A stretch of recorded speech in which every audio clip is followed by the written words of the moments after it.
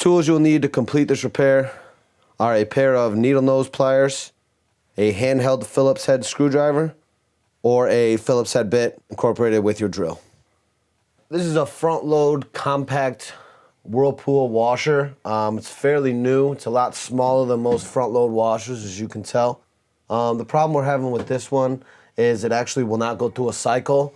And what we're noticing is that the door lock and the draining unlocking LED lights here are blinking and won't lock the door and won't go through a cycle. It seemed to be an intermittent issue. We did get it to go through once or twice, but for the most part it was not starting. It would just blink continuously and not start. We also noticed a switch here. It's a micro switch. It sticks. So we're going to be replacing the switch here and also the latch. And this should rectify the problem that we are having. This is what the problem is with the lights that we got going on. What we're going to do is set a normal cycle. It does this on all cycles, but we're just going to do normal here. I'm going to set the cycle, press and hold. What's happening is this LED light's coming on. The door sounds like it locks, but it's just not registering it to the CCU that it's actually locking. So what we get is this door lock light here just continuously blink and blink and blink. Then after the door lock continues to blink, the wash light will start to blink also. And the last time I was here, I sat and waited for a good 15 minutes and it just kept doing the same exact thing. So in order to rectify this problem, what we're gonna have to do is replace this door switch and door lock here and get it going. To cancel this out, all you're gonna have to do is just hold the cancel and drain. It will run the drain pump for about 60 to 90 seconds. Then it'll take about an additional 30 seconds for the door to actually unlock, but it will unlock by itself. Never force the door open. The new switch should be nice and fluid. Open, close, and not stick at all. This old one sticks out, stays in for a while. It just definitely should not be running like that. So we're gonna replace this and the door latch also. Stop.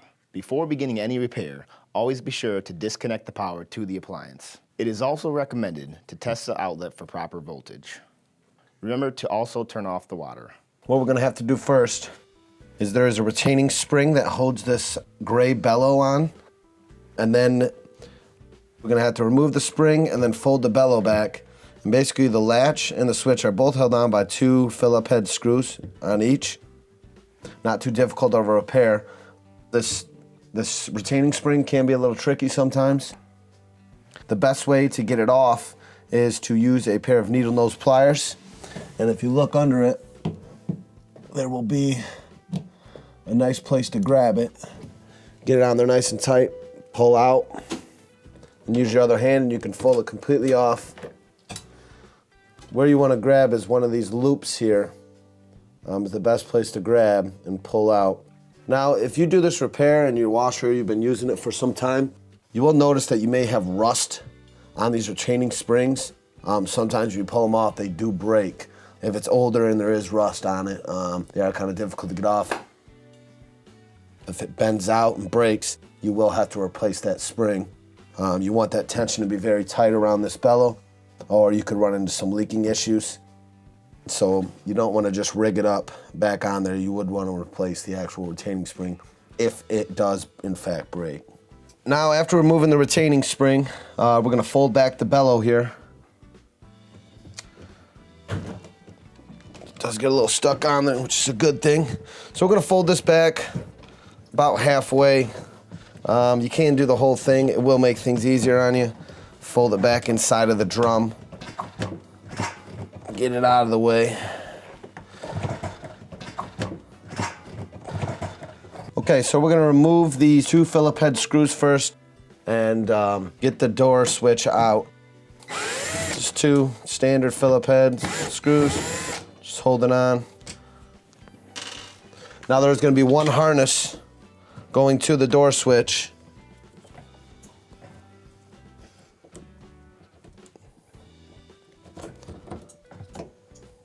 With the 2 blue wires going to it. Simply just pull it off and it should be fine hanging right there. And discard your old switch. Your new switch will go in just like the old one came out. The first thing you will want to do is put the harness on first, then the screws. Slide it in the same way it came out.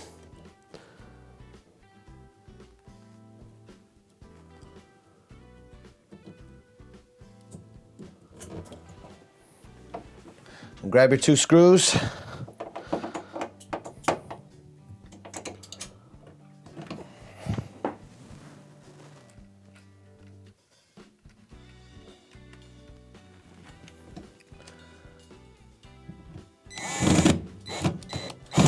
Make sure not to over tighten these screws. You don't want to strip out the plastic or it will just hang and not go in there correctly.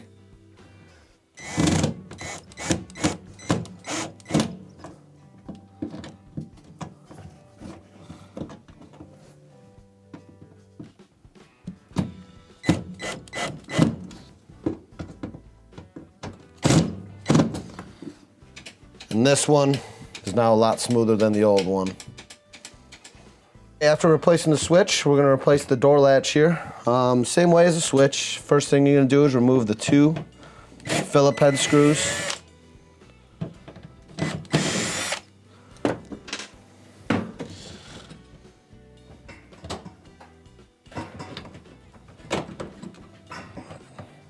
This one also only has 1 harness going to it. There will be 1 little clamp. Take it right off. Grab the new one. Just want to slide it right back into the same spot. Make sure it's nice and tight in there. Slide the latch back.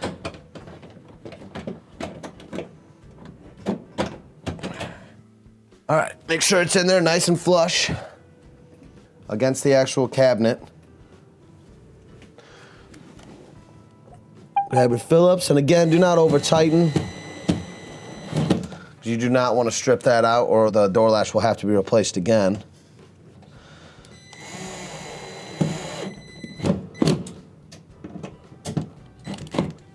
All right, now that those are in there securely, both look good, nice and flush against the cabinet, what you'll have to do is basically just backtrack and replace the bellow. Make sure that's nice and secure around the actual base of the washer. You're gonna have to fold it up and around so it's nice and tight.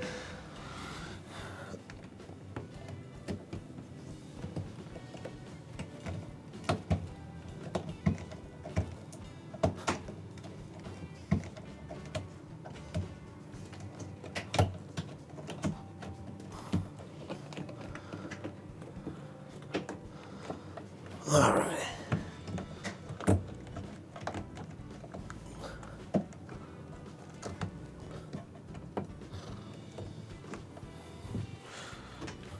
Putting on the retaining spring can be a little difficult at times. You always do want to make sure the spring is at the bottom of the gasket here. You will need to use the same pliers, needle nose that you used before. Everybody has their own techniques. This is what I find most effective. It's basically just pulling it back and getting the right tension on it to go around this bellow. The newer the retaining spring, the more resistance you're gonna have. But if you just push over, get it around the gasket, make sure it's pushed completely over the sides here and not showing, and it's not folded out anywhere. You should be able to pull a bit on the bellow here and make sure that it's not pulling the spring out. It can be a little tricky sometimes. Just practice makes perfect on it. So after we replace that retaining spring, the repair is complete. And now just run a test on your washer to make sure it's functioning properly and you'll be set to go.